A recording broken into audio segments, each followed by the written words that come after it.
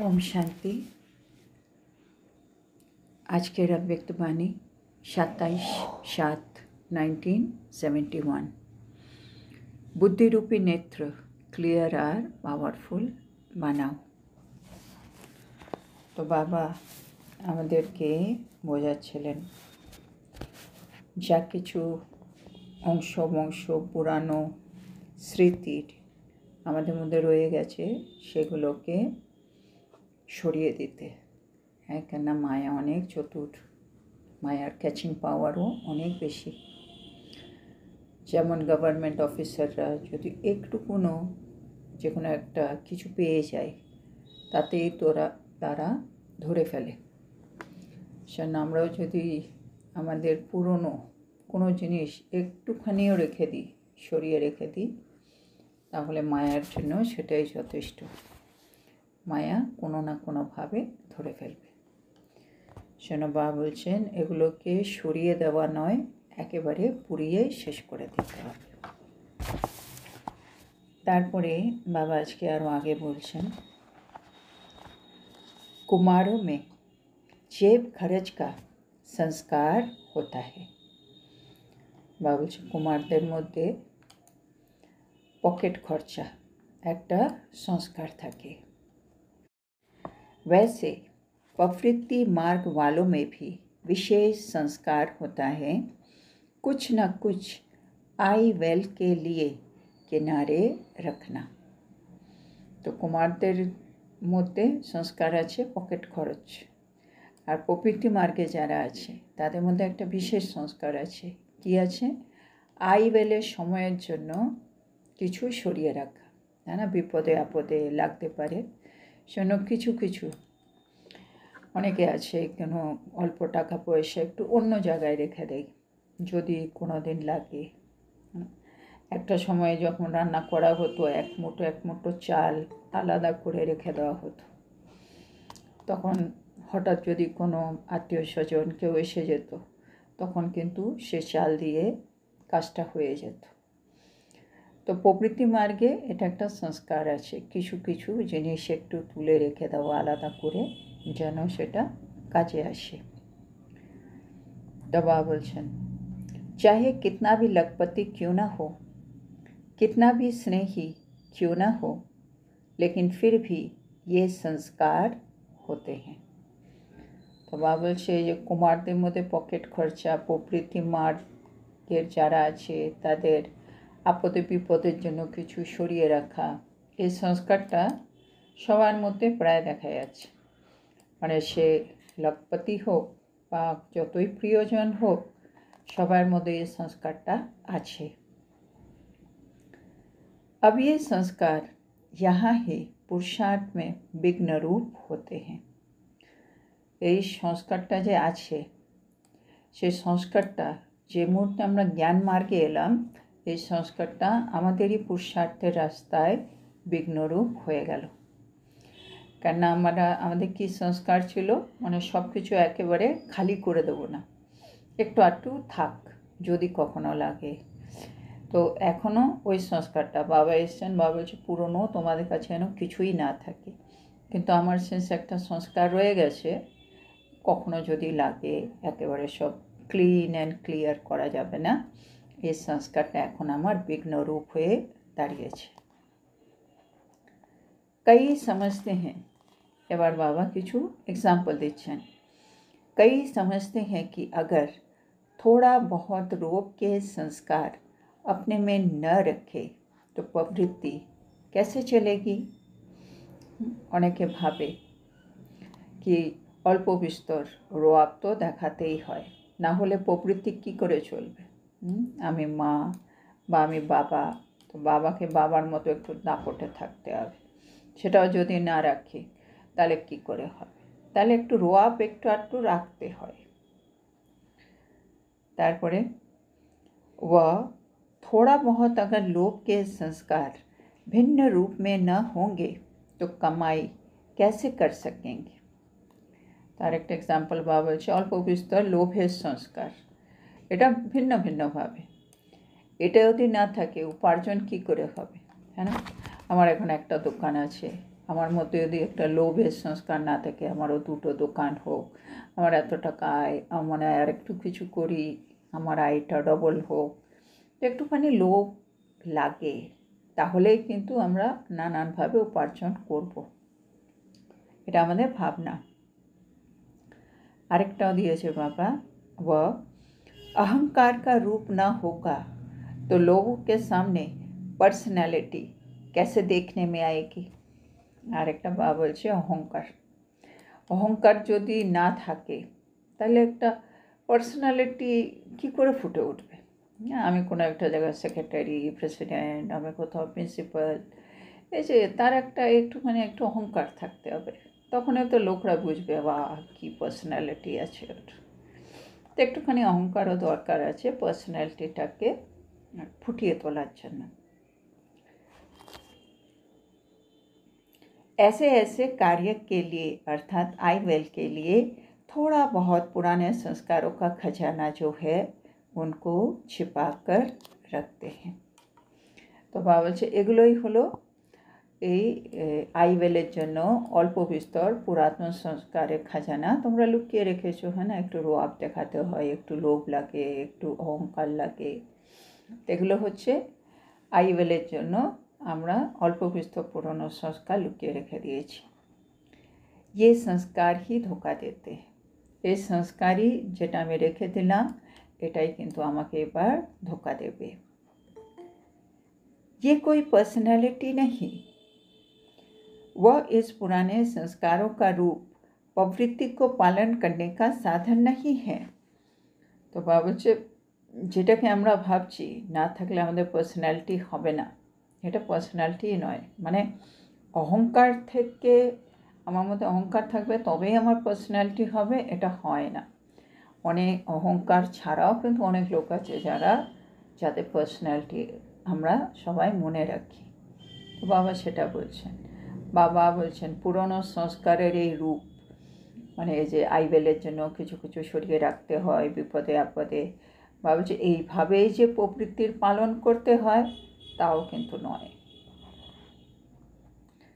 पुराने संस्कारों का लोभ रॉयल रूप में होता है लेकिन है लोभ का अंश। মানে একদিকে দেখতে গেলে আমি তো আমার খালি উপার্জন বাড়াতে চাইছি, আমি তো হয়তো আমি সৎ পথে গিয়েই সব কিছু করছি, কিন্তু বাবা বলছে ঠিক আছে, কিন্তু এটাও পুরনো সংস্কারের একটা রয়্যাল রূপের একটা লোভ। মানে আমার যে ইচ্ছে এটা হোক এটা হোক, এটাও একটা রয়্যাল রূপের লোভ। বাবা বলছেন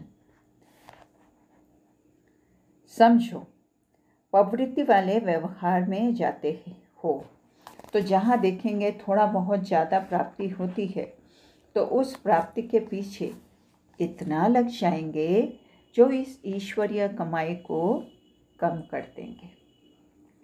তো বাবা আরেকটা জিনিস দেখেছেন, যারা সংসারে থাকে প্রবৃত্তিতে থাকে তারা যখন কর্ম ব্যবহারে আসে কোথাও যদি তারা দেখতে পায় কি অল্প বিস্তর কিছু বেশি প্রাপ্তি হচ্ছে এখানে, হ্যাঁ, তো তখন সে সেই প্রাপ্তির দিকে মগ্ন হয়ে যায় আর এই ঈশ্বরীয় উপার্জন তখন কম করে দেয়। হ্যাঁ, আমি 8 ঘন্টা কাজ করছি, এত টাকা পাচ্ছি, কোনো একটা এমন একটা সিচুয়েশান এলো আর 1 ঘন্টা কাজ করলে আপনি আরও ডবল পাবেন, তা মনে হবে এই 1 ঘন্টা সেন্টারে না গিয়ে এই সেবাটা না করে 1 ঘন্টা ওখানে করে একটু ডবল উপার্জন করে নিই না। তো এরকম বাবা বলছে মাঝে মাঝে দেখা যায় প্রবৃত্তিতে যারা আছে, মানে ঈশ্বরীয় সেবা বলো প্রসাদ বলো, যার জন্য বাবা বলে না 8 ঘন্টা, বাবা তো 8 ভাগ করে দিয়েছেন, তো 8 ঘন্টা আমি যদি রেখেও দিই 8 ঘন্টা 6 ঘন্টা, তার থেকে আমি কিছুটা সময় অনেক সময় দেখা যায় এই লৌকিকে লাগিয়ে দিচ্ছি, যখন আমি দেখি কি একটু আর একটু এটা করলে প্রাপ্তি অনেকটা বেশি পাচ্ছি। इस तरफ अटेंशन कम कर उस तरफ की प्राप्ति तरफ ज़्यादा अटेंशन गया तो क्या ये लोभ का अंश नहीं है। তো বাবা বলছে এই যে আমি এদিকে 8 ঘন্টাকে আমি একটু স্যাক্রিফাইস করলাম, তার থেকে কিছু সময় বের করে ওই দিকে যে দিয়ে দিলাম, তাহলে বাবা বলছে এটা কী, মানে এটা কোন খাতায় যাবে, এটা কি লোভের একটা অংশ বলা যাবে না। বাবা এখন কি বলেন, আমাদের পুরুষার্থ আর সেবার একটা ব্যালেন্স রেখে চলতে হবে। মানে এখন সেবা বা এটাও বলেন, সেবা একটু কম করলেও কম করো, কিন্তু পুরুষার্থ কম করা যাবে না। মানে পুরুষার্থ দিয়েই আমার প্রারব্ধ তৈরি হবে। তো এরকম এখানে আমি আমার পুরুষার্থকে কম্প্রোমাইজ করে আমি লৌকিকের কিছু প্রাপ্তি, অল্পকালে কিছু প্রাপ্তির পেছনে ছুটছি, তাহলে বাবা বলছে এটা একটা লোভেরই অংশ বলা যেতে পারে। इस रीति जो आईवेल के लिए पुराने संस्कारों की प्रॉपर्टी को अर्थात खजाने से थोड़ा बहुत किनारे कर रखते हैं समय पर यूज़ करने के लिए, लेकिन ये संस्कार भी ख़त्म करना है। বলছে ছাড়া মানে দুঃসময়ের জন্য, আইভেলের জন্য যে তোমরা মাঝে মাঝে পুরনো সংস্কারে প্রপার্টিকে সরিয়ে রেখে দাও, তাই না? একটু লোভ লাগে, একটু রোপ লাগে, হ্যাঁ, একটু অভিমান লাগে, এরকম করে করে আমরা যে কিছু কিছু সংস্কার পুরনো ধরে রেখেছি এখনও, মানে ওগুলো না হলে চলবে না। বা বলছে সময় অনুসার যেগুলো ইউজ করার জন্য তোমরা রেখেছো, এই আইভেলের পুরনো সংস্কারগুলোকেও সমাপ্ত করতেই হবে। ऐसी चेकिंग चाहिए जो जरा भी कहाँ कोने में कोई ऐसे पुराने संस्कार रहे हुए तो नहीं है। ভাবছে এবার আমাদের চেকিংটা খুব মাইনিউটলি করতে হবে, মানে সূক্ষ্মভাবে, কি এতটুকুও কোনো এক কোনায় কোনো একরকম পুরনো সংস্কার থেকে তো যায়নি, মানে এত সূক্ষ্ম চেকিং করতে হবে। মোহ भी होता है, বাবা এতক্ষণ লোভ বলেছে, বাবা বলছে মোহ থাকে আমাদের। प्रवृत्ति तरफ ज़्यादा टेंशन जाए, ये भी रॉयल रूप में मोह का अंश है। হ্যাঁ, মানে আমি সংসারের দরকারের জন্যই হয়তো আমি 1 ঘন্টা এক্সট্রা কাজ করছি, একটু বেশি টাকা আসবে, সংসারটা ভালো করে চলবে। তো বাবা বলছে এই যে আমি মানে এই আমার প্রবৃত্তির দিকে একটু বেশি অ্যাটেনশন দিচ্ছি, এটাও কোথাও না কোথাও একটা মোহর একটা রয়্যাল রূপ। ये बेहद की प्रवृत्ति तो 21 जन्म साथ चलती है। বার বাবা প্রবৃত্তি নিয়ে আমাদেরকে একটু বোঝাচ্ছেন। আমাদের এই মুহূর্তে দুরকম প্রবৃত্তিতে আমরা থাকছি, একটা হচ্ছে হাতকা লৌকিক, আরেকটা হচ্ছে বেহাতকা প্রবৃত্তি, মানে দৈবী পরিবার বা ব্রাহ্মণ পরিবার, বাবার ঘর। তো বাবা বলছেন এই যে বেহাতকা প্রবৃত্তি, এই যে বাবার ঘর, মানে সে আমাদের ব্রাহ্মণ পরিবার, তারা বেহদের। তো বেহদের প্রবৃত্তি যে যে মুহূর্তে যেখানে আমরা আছি এখন, এরা এই আত্মাদের সাথে আমাদের কিন্তু 21 জন্মের সম্পর্ক। তো 21 জন্ম ধরে আমরা সাথে সাথে চলব। আর ও প্রবৃত্তি, আর একটা হচ্ছে হাতকা প্রবৃত্তি, যেখানে আমরা থাকছি, ও প্রবৃত্তি कर्म बंधन को चुकतू करने की प्रवृत्ति है। মানে আমরা এই যে লাস্ট জন্ম লৌকিকে যেখানেই আছি, যেখানে আমরা জীবন বন্ধ অবস্থায় আছি, বাবা বলছে সেখানে কীরকম থাকতে হবে, কর্মবন্ধনের হিসেব নিকেশ মেটাবার জন্য আমি ওই প্রবৃত্তিতে আছি। তো অসীমের প্রবৃত্তি 21 জন্ম ধরে সাথে চলবে, আর এই প্রবৃত্তি হচ্ছে শেষ লাস্ট জন্ম আমার হিসেব নিকাশ মেটানোর জন্য এই প্রবৃত্তি। तो चुकतू करने वाले प्रवृत्ति के तरफ ज़्यादा टेंशन देते हो और इस तरफ कम देते हो, तो ये मोह ममता का रॉयल रूप तो नहीं। তাহলে বাবা বলছে যেখানে আমাকে হিসেব নিকেশ চুক্ত করতে হবে, সেখানে কম অ্যাটেনশন দিলেই মিটে যায়, কেননা বেশি অ্যাটেনশন দিলে আমার ওখানে আবার কর্মবন্ধন বাড়বে। তাহলে হিসেব মতো আমাদের লক্ষ্যকে আমাদের কম অ্যাটেনশন দিতে হবে। কিন্তু বাবা দেখে আমরা লৌকিককে বেশি অ্যাটেনশন দিচ্ছি আর অলৌকিকে কম অ্যাটেনশন দিই। তো বাবা বলছে ঠিক কী, এটাও হচ্ছে মোহ বা মমতার একটা রয়্যাল রূপ।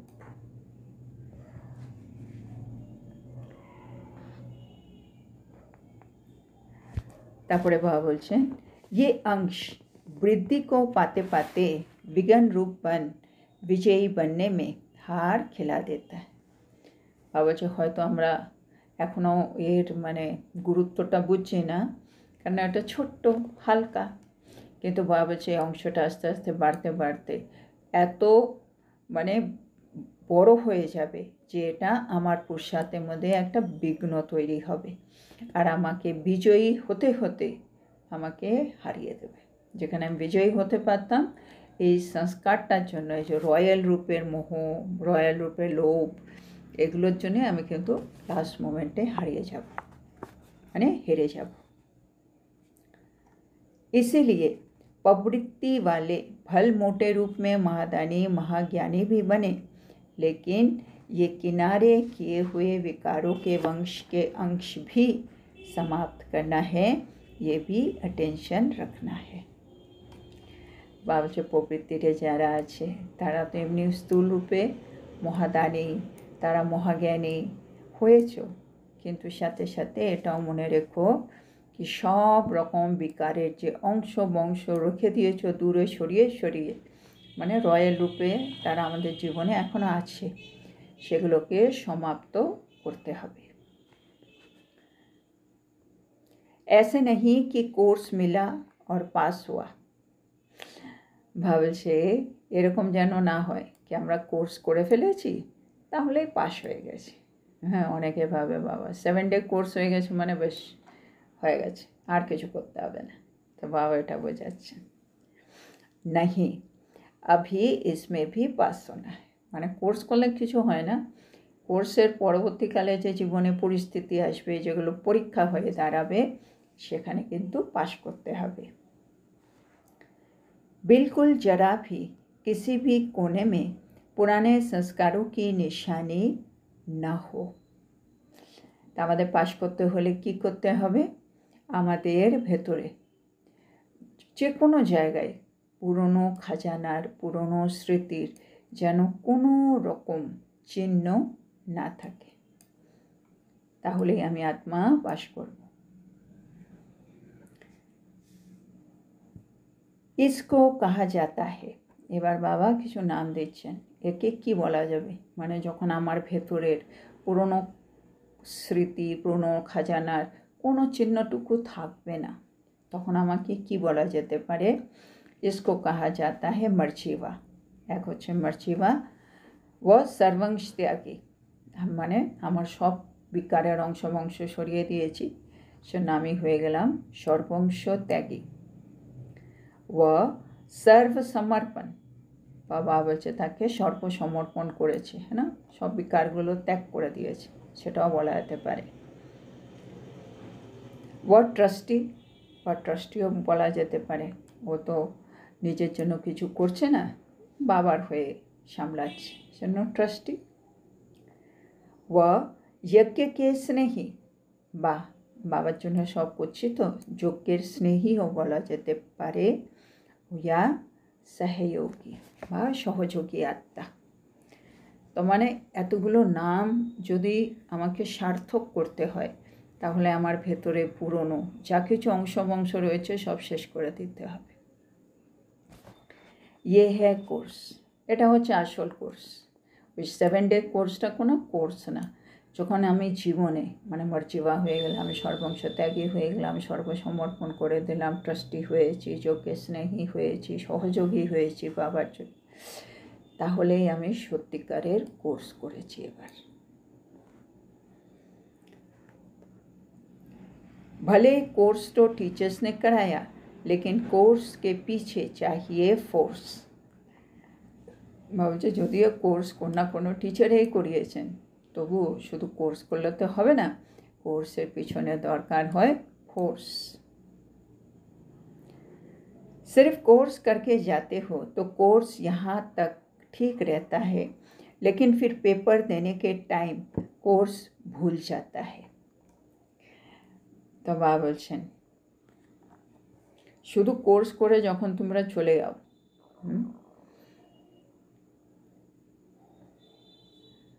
সেটা অবধি তো কোর্সই থাকে, কিন্তু যে মুহূর্তে জীবনে পরীক্ষা আসে সেই সময় তোমরা কিন্তু কোর্সটাকে ভুলে যাও। কোর্স মানে কি? জ্ঞান। জ্ঞানটা যদি আমার মনে থাকে তবে তো আমি পরীক্ষার সময় পাশ করব। তো বাবা বলে আসল সময় পরীক্ষা देवार टाइमे তোমরা कोर्स भूले जाओ। कोर्स के साथ में फोर्स भी भर कर जाएंगे तो फोर्स सक्सेस करेगी। तो बाबा বলছে এর থেকে বাঁচার তাহলে কী উপায় আছে कि बाबा আমি बारे बारे भूले যাই পরীক্ষার সময়। তো বাবা বলছে কোর্সের সাথে সাথে ফোর্সও ভরো, তাহলে এই ফোর্সই তোমার কোর্সকে সাকসেসফুল করে দেবে। মানে কোর্সে আমি জেনে নিলাম জ্ঞানের মাধ্যমে, এবার আমার মধ্যে আমি যদি শক্তি ভরি, ফোর্স আসে, তাহলে এই কোর্সটা সাকসেসফুল। আমি সত্যি প্রকৃতভাবে দেবতা হতে চলেছি, আমার মধ্যে সে লক্ষণগুলো দেখা যাবে। কবি ফেল नहीं होंगे। মানে কোর্সের সাথে ফোর্স থাকলে আমি আত্মা কখনো ফেল হব না। तो ये फोर्स भरकर जाना तब सदा विजयी बन सकेंगे। तो शुद्ध कोर्स করলে হবে না, ফোর্সও লাগবে, আর ফোর্স থাকলে আমরা আত্মারা সদা বিজয়ী। जरा भी निशानी न रहे, তাহলে একটুখানিও চিহ্ন যেন না থাকে। निशानी होने के कारण ही बुद्धि का निशाना नहीं लग सकता है।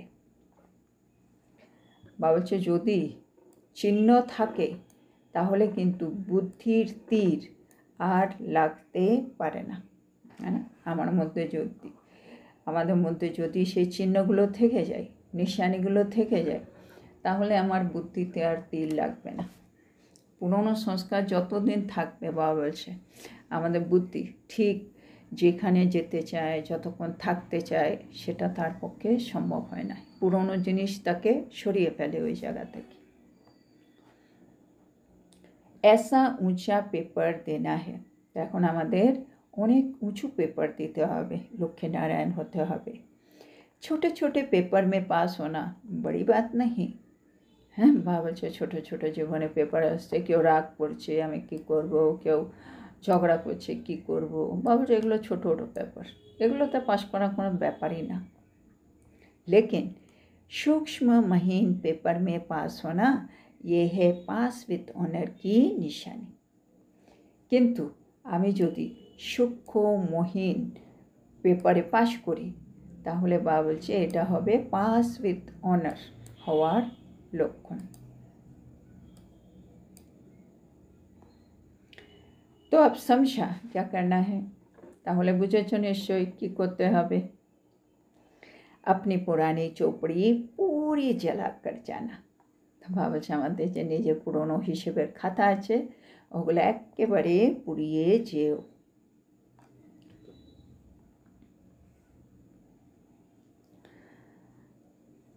তারপরে বাবা বলছেন इतना फोर्स भरे ये भी बहुत है। মানে আমি আমার পুরনো সব কিছুকে জ্বালিয়ে ফেলতে পারছি, এই শক্তিটাও যদি আসে ফোর্স, তাহলে অনেক ভালো। बाबा एबार एग्जाम्पल दीजिए खूब सुंदर। जैसे कपड़े धुलाई के बाद प्रेस ना हो तो कपड़े में चमक नहीं आती। আমি কাপড় ধুয়ে দিলাম, তারপরে যদি ওটা ইস্ত্রি না করা হয় প্রেস, তাহলে কাপড়ের ঠিক চমকটা देखते पावा जाए ना। तो ये भी कोर्स के बाद अगर फोर्स नहीं भरता है तो चमत्कारी बनकर चमत्कार नहीं दिखा सकेंगे। ठीक एक ही भावे माने कापड़टा परिष्कार হয়েছে কিন্তু একটু ইস্ত্রি দরকার, স্প্রেস করলে কাপড় ঝকমক করবে। একই ভাবে বাবা বলছে আমরা কোর্স করেছি, মানে ওখানে কাপড় ধোয়া হয়েছে, আমরাও আমাদের সব জিনিসগুলো জেনে গেছি, কোনটা অবগুণ কোনটা গুণ, কী করতে হবে কী না করতে হবে। কিন্তু এবার যে নেক্সট যেটা লাগছে ওটা হচ্ছে ফোর্স। হ্যাঁ, শক্তি লাগবে ওটা করার জন্য। জানি কেউ রাগ করলে চুপ থাকতে হবে, কিন্তু চুপ থাকার জন্য আবার একটা শক্তি লাগবে। তো বাবা বলছে ফোর্স লাগবে। যদি ফোর্স না থাকে তাহলে তুমি চমৎকারী হতে পারছো না, আর কোনো চমৎকারও দেখাতে পারছো না। মানে জাদুকরও হতে পারছো না, জাদুও দেখাতে পারছো না, কেন? ফোর্স নেই। तो आप चमत्कारी बनकर जाना जो दूर से ही आपकी ईश्वरीय चमक आकर्षित करे। तो बाबा বলছে মধুবন থেকে যখন ফিরবে জাদুকর হয়ে ফেরো।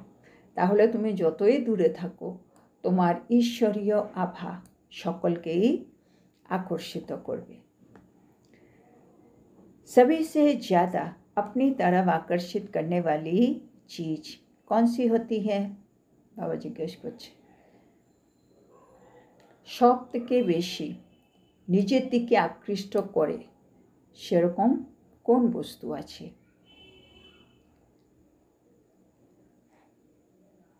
তো সবাই বলছে চমক। তো বাবা বলছে চমক কিসसे आती है? মানে চমক মানে একটা গ্লো, দিব্যতা, মানে কারো মধ্যে কারো ব্যবহারে যদি ওই ডিভিনিটি থাকে, মানে চমক থাকে, তাহলেই আমরা তার দিকে আকৃষ্ট হই। তো বাবা বলছে চমক কিসसे आती है? বলছে ঠিক আছে, তোমরা ঠিকই বলেছ, আভা, সে আভাই আমাকে টানে, কিন্তু এই আভাটা, চমকটা কিভাবে আসে? आपकी प्रदर्शनी में भी सभी से ज़्यादा कौन सी चीज़ आकर्षित करती है? ভাবছো তোমরা তো অনেক প্রদর্শনী করো, প্রদর্শনীর মধ্যে সব থেকে বেশি কোন বস্তু তোমাকে আকৃষ্ট করে? एक तो लाइट अपनी तरफ आकर्षित करता है, दूसरा माइट अपनी तरफ आकर्षित करता है। তো বলছে কি হয়, কোন কোন জিনিস আমাদেরকে আকর্ষিত করে সবাইকে? একটা হচ্ছে আমাদের মধ্যে ঈশ্বরীয় লাইট, তাই না? বাবা যে জ্ঞান দিচ্ছে সেটা আমার ভেতরটাকে এত আলোকিত করে দেয়, সে আলোটা ফুটে ওঠে, সেটা হচ্ছে লাইট। আর বাবা বলছে দ্বিতীয় হচ্ছে মাইট, মানে শক্তি, যেটা সবাইকে আমার দিকে আকৃষ্ট করে। फिर उसमें कोई भी माइट हो, अपने में ईश्वरीय लाइट और अपने में ट्रांसफ़र होने की माइट हो तो भी आकर्षित कर सकते हो। বাবা বলছে যদি আমাদের মধ্যে পরমাত্ম লাইট থাকে, মানে ভগবানের জ্ঞানটা থাকে, তাহলেই আমি ট্রান্সফার হতে পারি, মানে আমার মধ্যে চেঞ্জ আসতে পারে, মাইট চলে আসবে আমার মধ্যে, তাহলেই আমি আকর্ষিত হব। মানে আজকে যে বাবা স্লোগান দিয়েছিল আমাদের মুরলিতে, আজকে কি বললেন, কি জ্ঞানের অক্ষুট খাজানা দিয়ে নিজেকে ভরে নিজেকে অধিকারী বানিয়ে নাও, তাহলে তুমি অধীনতা থেকে মুক্ত হয়ে যাবে। মানে আমাদের জীবনে যে অধীনতা বা যে বন্ধন আমি ফিল করছি, সেটা আমি ফিল করছি কেন? অজ্ঞানতা, জ্ঞান দিয়ে ওটা ক্লিয়ার নয়। আমার ছেলে, আমার বাড়ি, আমারের জন্য আমি কতটা বন্ধনে আটকে আছি। কিন্তু যে মুহূর্তে জ্ঞানের আলো চলে এলো, আমি আত্মা জ্ঞানে অভিনয় করছি মা, ও আত্মা অভিনয় করছে আমার ছেলে, সে মুহূর্তে আমাদের বন্ধনটা কাট, আমি আত্মা মুক্ত, আমার কর্ম আমার ভাগ্য, ওর কর্ম ওর ভাগ্য, একসাথে আছি, আমি আমার কর্তব্য পালন করছি, তাকে স্নেহ দেব, তাকে সহযোগ দেব, তাকে শিক্ষা দেব, বাস, বাকি ওরটা ওর, আমারটা আমার। তাহলে আমি অধীন থেকে মুক্ত অধিকারী। কিন্তু হচ্ছি কখন? যখন জ্ঞান যত আমার ভেতরে জ্ঞান যাবে, জ্ঞানে বিচার সাগর মন্থন করতে করতে জ্ঞানে তো আত্মা হব, অতই আমার মধ্যে লাইট, আর লাইটে পরে মাইট এলেই আমি অধীনতা থেকে মুক্ত, আর তাহলেই আমি সবাইকে আকৃষ্ট করব। তা বাবা ওইটাই বলছেন এখানে, अपने में ईश्वरीय लाइट और अपने में ट्रांसफ़र होने की माइट हो तो भी आकर्षित कर सकते हो। जो अपने को ट्रांसफ़र नहीं कर सकते, तो ट्रांसफ़र करने की लाइट और माइट अपने में धारण करने से हर आत्मा को अपनी तरफ आकर्षित कर सकेंगे। মানে যারা এখনও অবধি নিজেকে ট্রান্সফার করতে পারেনি, মানে পরিবর্তন করতে পারেনি, তারা যদি নিজের মধ্যে লাইট আর মাইট ধারণ করে, তাহলে তারাও কিন্তু সকল আত্মাকে নিজের দিকে আকৃষ্ট করতে পারবে। আচ্ছা, তো এখানে আজকে এই মুরলিটা শেষ হলো। তো আজকে বাবা আমাদেরকে বোঝাচ্ছেন যে আমরা অনেক কিছু আইওয়েলের জন্য রেখে দিই, মানে সরিয়ে রাখি, স্পেশালি সংসারে। আর কুমাররা জেব খরচ, মানে পকেট খরচের জন্য কিছু কিছু রেখে দেয়। তো বাবা বলছে এই কিছু কিছু রাখা, সরিয়ে রাখা, সেগুলো এখন আর চলবে না। কেন এই যে রেখে দেওয়ার, বাবা মানে বলছে কি সরিয়ে রাখছো সেটা ইম্পর্টেন্ট না, ইম্পর্টেন্ট হচ্ছে ওটা আমার একটা সংস্কার হয়ে গেছে কি আমি পুরোপুরি ক্লিন করছি না জিনিসগুলো।